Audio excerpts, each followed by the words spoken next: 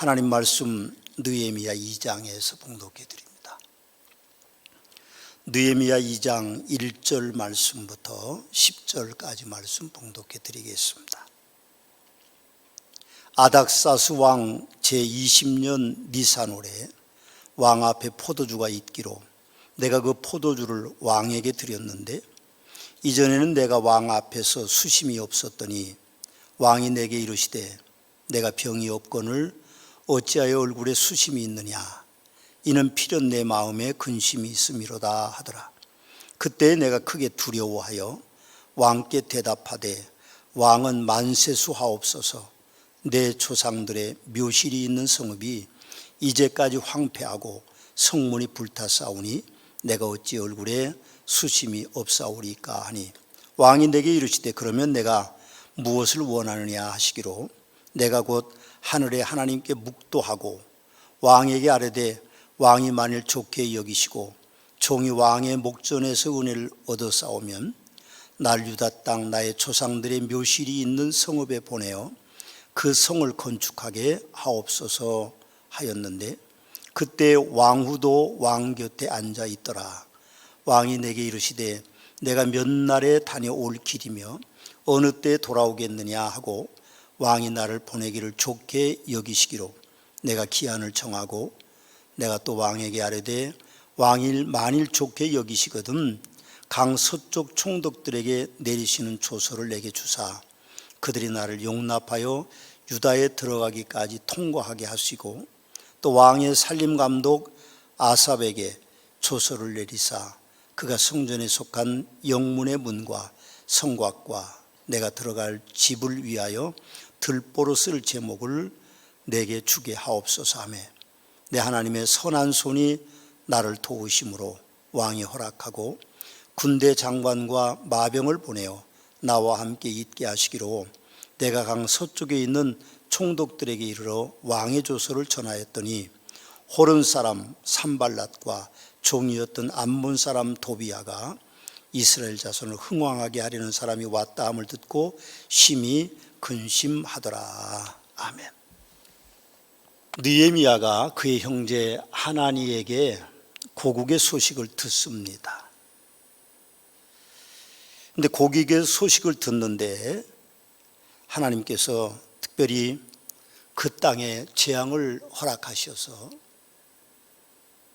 성곽들이 무너지고 그리고 백성들은 외세의 침입에 환난을 겪고 있고 성문 짝은 불탔다. 그런 소식을 듣습니다. 느헤미야는 앉아서 울고 수일 동안 슬퍼하며 하나님께 금식하고 기도하면서 민족 재건의 비전을 꿈꾸고 있습니다. 1장 9절 말씀에 보면 만일 내게로 돌아와 내 계명을 지켜 행하면 너희 쫓긴 자가 하늘 끝에 있을지라도 내가 거기서부터 그들을 모아 내 이름을 두려고 택한 곳에 돌아오게 하리라는 하나님의 약속을 믿고 있었습니다.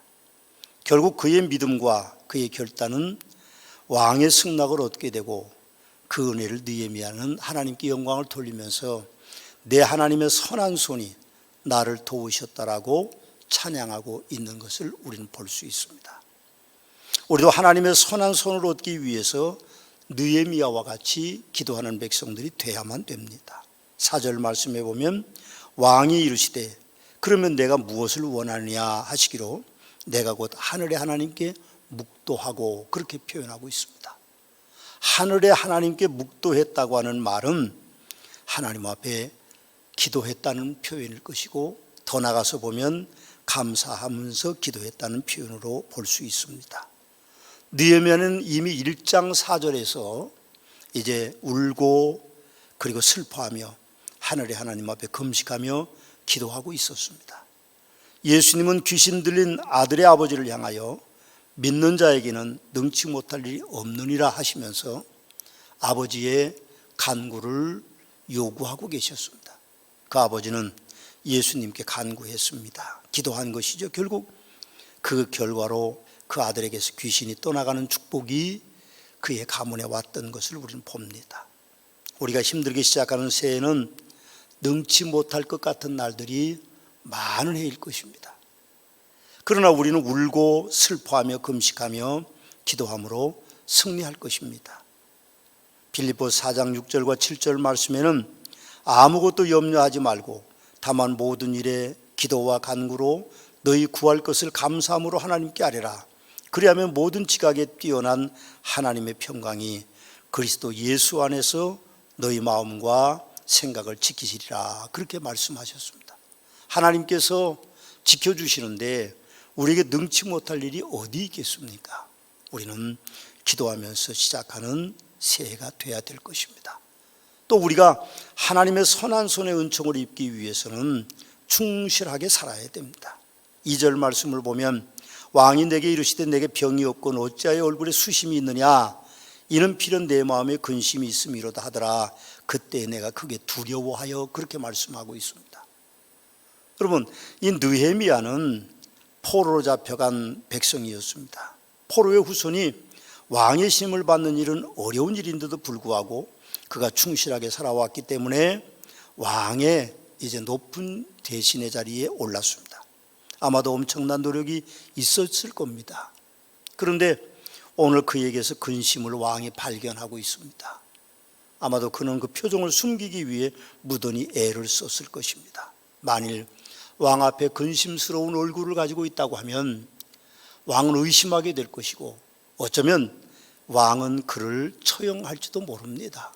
아니죠. 처형장에 가기도 전에 그를 호위하는 무사들이 그를 찌르고 말았을 것입니다. 그래서 그는 크게 두려워했다고 표현하고 있는지도 모르겠습니다. 우리는 그의 삶을 통해서 보면 충실한 그의 모습을 볼 수 있습니다. 새해 우리는 자신의 본분에 맞게 충실하게 살아야 됩니다. 우리는 성도로서 코로나 핑계를 대지 말고 교회에 못 오시고 불편함이 많지만 그러나 성도의 본분은 가정에서도 어느 곳에 있든지 충실해야 됩니다. 예배 시간에는 어느 곳에든지 이제 카카오 TV로 예배를 드리고 혹은 더 여러분들이 능력이 있다면 TV 연결해서 예배를 드리고 그래서 철저하게 가족과 함께 예배 드리는 시간들을 만들어 가야만이 여러분들의 놀라운 하나님의 선한 손이 역사하게 될 것입니다. 여러분들의 교회의 직분이 뭡니까? 장로면 장로님답게, 안수 집사면 안수 집사님답게, 권사면 권사님답게, 집사면 집사답게, 목자면 목자답게, 교사면 교사답게 그렇게 살아가셔야만 됩니다. 또 가정에서도 가족 구성원의 본분을 충실하게 다해야 됩니다. 부모면 자손 자식들을 잘 이제 단독거리고 양육할 수 있어야 될 것이고 또 자녀라고 하면 효도를 다해야 될 것이고 그리고 이제 온 가족 식구들이 사랑하는 일들이 있어야만 될 것입니다. 직장에서도 소임을 다해야 됩니다. 성도는 어디에 속하든 내게 능력 주시는 자 안에서 능치 못할 일이 없다고 말씀하셨기 때문에 우리는 어떤 일을 맡았든 그 일에 남보다 뛰어난 능력을 보일 수 있는 충실함이 우리 속에 있어야만 됩니다. 학생이라면 학업에 충실해야 합니다. 학창시절은 쉽게 지나가고 다시는 오지 않는 것입니다. 우리는 대한민국 국민으로서 충실하게 또 살아야 됩니다. 특별히 정치적으로 혼란한 시대를 우리가 살아가고 있기 때문에 진영 논리에 빠지지 말고 그 깊은 늪에서 헤어나와서 우리는 국민으로서의 사명을 다해야 될 것입니다. 우리는 우리 후손들에게 거룩한 나라를 물려줘야 될 것이고 우리는 우리 후손들에게 안정된 나라를 물려줘야 될 것이고 우리는 우리 후손들에게 풍요로운 나라를 물려주어야만 될 것입니다. 우리는 사람으로서 성도로서 본분을 다하는 복된 은총이 여러분 모두에게 임하게 되시기를 주님의 이름으로 축원합니다. 세 번째는 하나님의 선한 손의 은총을 덧입기 위해서는 우리가 지혜롭게 살아가야만 됩니다. 여러분 6절 말씀에 보면 그때 왕후도 왕 곁에 앉았더라 그런 글을 느헤미야는 기록하고 있음을 봅니다. 여러분 이 느헤미야가 기록한 왕후도 왕 곁에 앉았더라는 기록을 우리가 보면 그의 지혜를 그곳에서 우리가 발견할 수 있습니다. 왕후의 동석은 공식적인 회의 자리가 아닙니다. 그리고 왕후가 그곳에 있다고 하는 것은 왕의 마음이 지금 굉장히 평안하고 그 마음 속에 어쩌면 좀 가장 행복한 시간들 그렇다고 볼 수 있을 것입니다.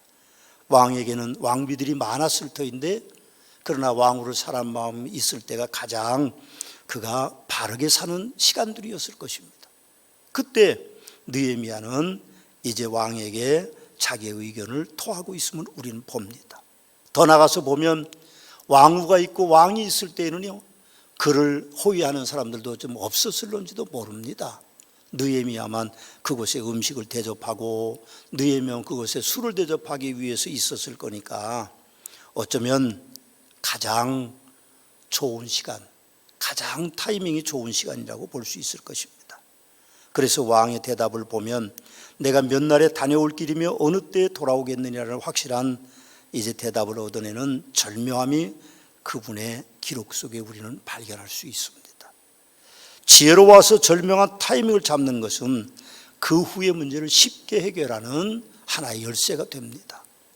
느헤미야의 그 이후의 문제 해결을 우리가 함께 보면 7절과 8절에 보면 왕이 만일 좋게 여기시거든 총독에게 조서를 내려주셔서 나를 용납하게 하고 유다에 들어가게 통과하게 하시고 또 살림 감독 아삽에게 조서를 내려 그가 성전에 속한 영문의 문과 성곽과 내가 들어갈 집을 들보로쓸 제목을 내게 주게 하소서 하고 그렇게 부탁하고 있음을 봅니다.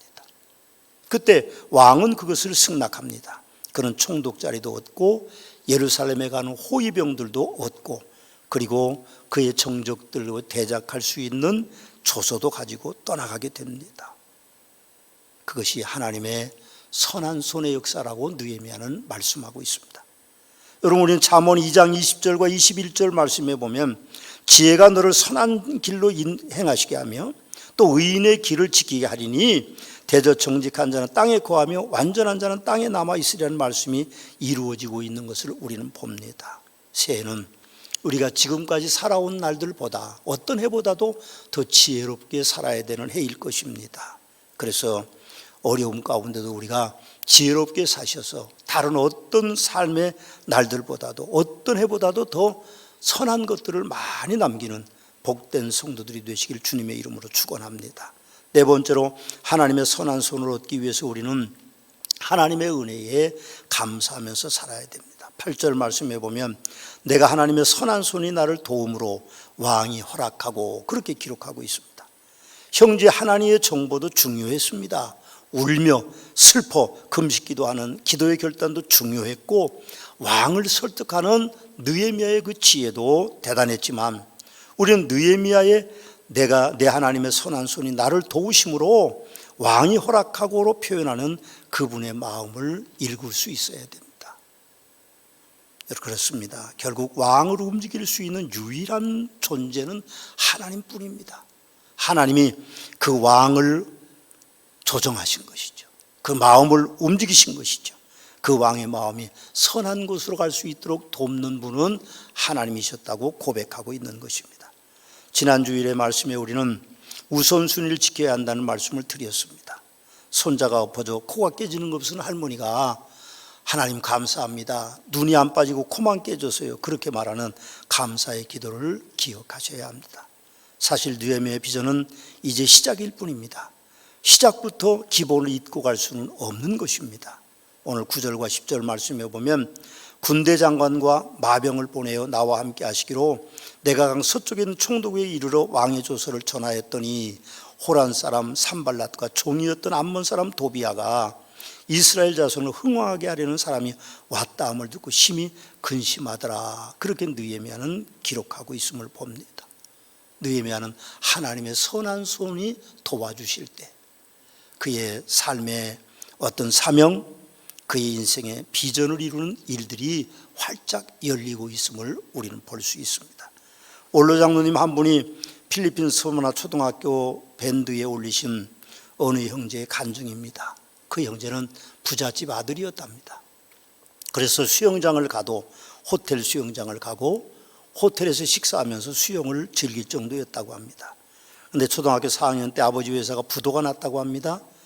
어쩔 수 없이 어머니와 누나와 자기 셋이 미국으로 도피를 하게 됐다고 합니다. 미국의 뉴저지주에 가서 불법 체류하는 이모님 집에 사는데 다세대 주택 2층에 방독한 화장실이 하나 있는 곳에 이모의 가정과 함께 11명이 같은 집에서 생활을 했다고 합니다. 형편이 어려웠겠죠. 누나는 원래 수재였기 때문에 곧바로 중학교에 들어갔지만 자기는 영어를 할 줄 몰라서 4학년으로 들어가기로 했는데 영어를 잘 모르니까 4학년 교실에 들어갈 수가 없어서 잘못 들어가 6학년 교실에 들어갔다고 합니다. 그런 6학년 아이들하고 4학년이 그렇게 되니까 얼마나 그 차이가 크겠어요. 더구나 동양인은 체구가 적으니까 아이들이 지나가면서 머리통도 치고 영어 못한다고 야만인 취급도 하고 때로는 사물함을 가둬놓고 사물함에다 그 아이를 가둬놓고 학대를 했다고 합니다. 때로는 그 아이가 너무 많이 맞아서 귀가 찢어지는 그런 상처도 입었다고 합니다. 그 아이의 유일한 피난처는 쉬는 시간에 화장실이었다고 합니다.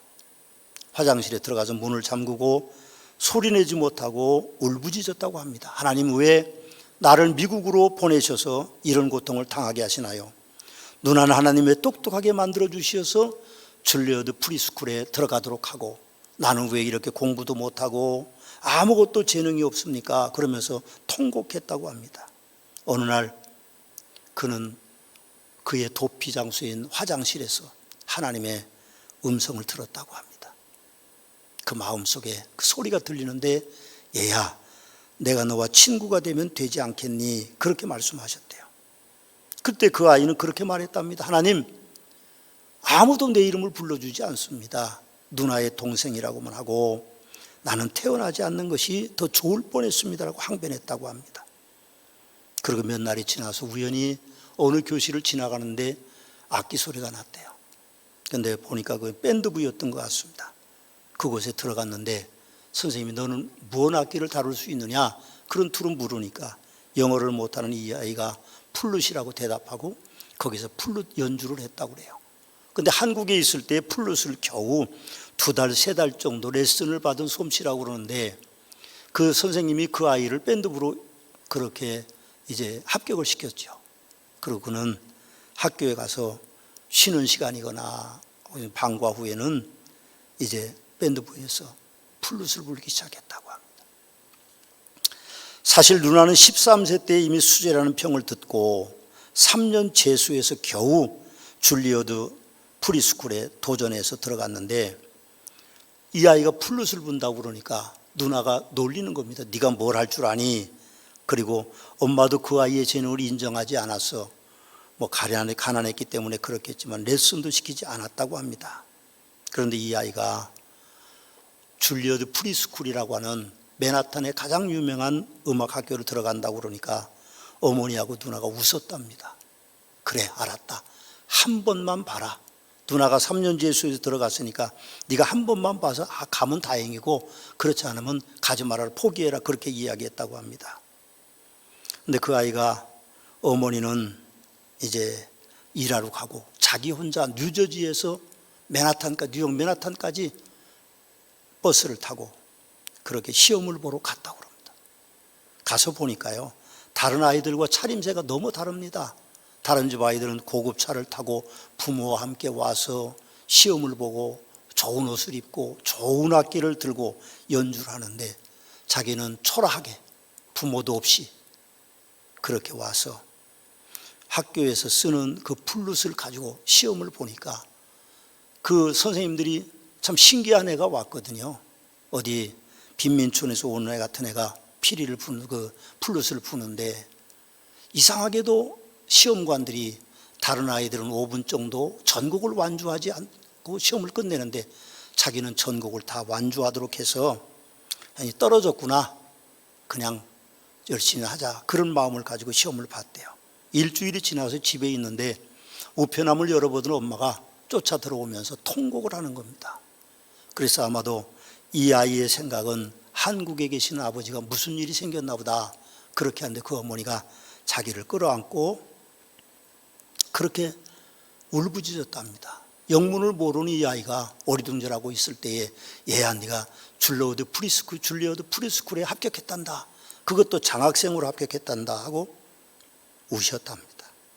그는 그 후에 스위스 로잔 국립음악원을 졸업하고 아버지와 함께 부도나기 전에 본 영화가 하나 있는데 그것이 이제 노예 상인이었던 선교사 존 뉴턴의 일대기를 그린 미션의 주제곡이었다고 합니다. 그러면서 그는 어렸을 때 이미 영화 음악을 하겠다고 마음을 꿈꾸었었는데 그 꿈대로 그는 한국에 들어와서 허준이라는 드라마의 주제곡을 작곡하고 연주했고, 이산이라는 그 드라마의 주제곡을 작곡하고 연주했고, 동이라고 하는 주제곡을 작곡하고 연주했다고 합니다. 그 형제는 지금 90개국이 넘는 나라를 다니면서 연주하고 있습니다. 특별히 공연이 끝나면 그는 빈민촌 그리고 가난한 낮은 자들, 병든 자들을 위해서 연주하고 다니고 있습니다. 그 형제의 이름은 송솔나무입니다. 그 형제는 사고로 오른쪽 다리가 왼쪽 다리에 비해서 약 70%밖에 사용하지 못한다고 합니다.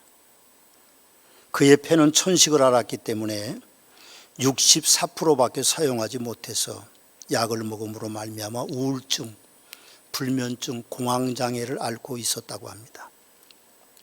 그가 악기를 3번이나 도둑 맞았을 때 하나님을 원망하게 되고 세상 음악에 빠져 살기도 했었답니다.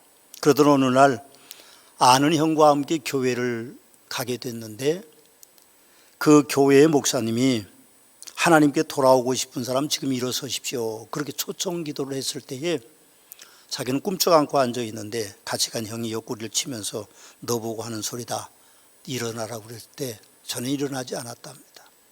그런데 목사님이 조금 있다가 지금 하나님께로 돌아와야 될 사람이 한 사람이 있다고 그럽니다. 그러는 말에 그가 하나님 앞에 이제 다시 나아갈 수밖에 없었답니다. 그때 하나님이 나무야, 내가 스위스에서 도둑 맞은 것이 무엇이냐, 하나님이 아니더냐 하면서 그를 책망했다고 합니다. 아니죠. 그 책망은 오히려 그를 부르는 소리였겠죠. 그는 다시 하나님께 돌아와서 첫사랑을 회복하고 그는 지금 훌륭한 연주자로 일하고 있습니다. 믿지 않는 사람들은요, 예수 믿는 우리가 모든 일을 하나님의 뜻으로 돌리는 것을 이상하게 생각합니다. 합리적이 아니라고 생각하죠. 광신도적이라고 생각할 것입니다. 그러나 교회에 다니는 할머니가 손주가 길을 걷다가 넘어져 코가 깨지니까 할머니가 하나님 감사합니다, 우리 손주 눈 다치지 않고 코만 깨져서 정말 감사합니다는 이 묘한 사건을 이해할 수는 없을 것입니다. 그러나 우리는 그럴 수밖에 없습니다. 살면서 기적적인 일들을 많이 체험하고 살기 때문이죠. 예수님 믿지 않는 사람은 절대로 알 수 없는 것이 하나님과 예수 믿는 사람과의 관계입니다. 느헤미야도 그랬습니다. 왕이 다시 돌아온다는 조건은 있었지만 8절에 보면 그가 얼마나 융숭한 대접을 왕으로부터 받는지 모릅니다. 그래서 그는 하나님 앞에 하나님의 선한 손이 나를 도우셨다라고 고백하고 있는 것입니다. 우리가 주목해야 될 내용은 느헤미야가 앉아서 울고 수일 동안 슬퍼하며 금식하며 기도하며가 아닙니다. 타이밍을 찾는 지혜도 아니죠. 왕의 허락도 아닙니다. 우리가 주목해야 될 내용은 하나님이 선한 손으로 나를 도우셨다고 하는 그런 하나님 앞에 신앙의 고백입니다. 여러분, 우리 인생도 하나님의 선한 손이 나를 도우심으로 우리가 감사하고 찬양하는 인생이 되어야 될 것입니다. 여러분, 우리가 가진 것이 많다고 애통해서 운다고 결단하고 금식한다고 애처롭게 기도한다고 유력한 후원자고 있다고 나를 도와준다고 내 인생이 성공하는 것이 절대로 아닙니다. 내 인생의 성공은 오직 하나님의 선한 손이십니다. 그분이 여러분들을 돕는 복된 한 해가 되시기를 주 예수 그리스도의 이름으로 축원합니다.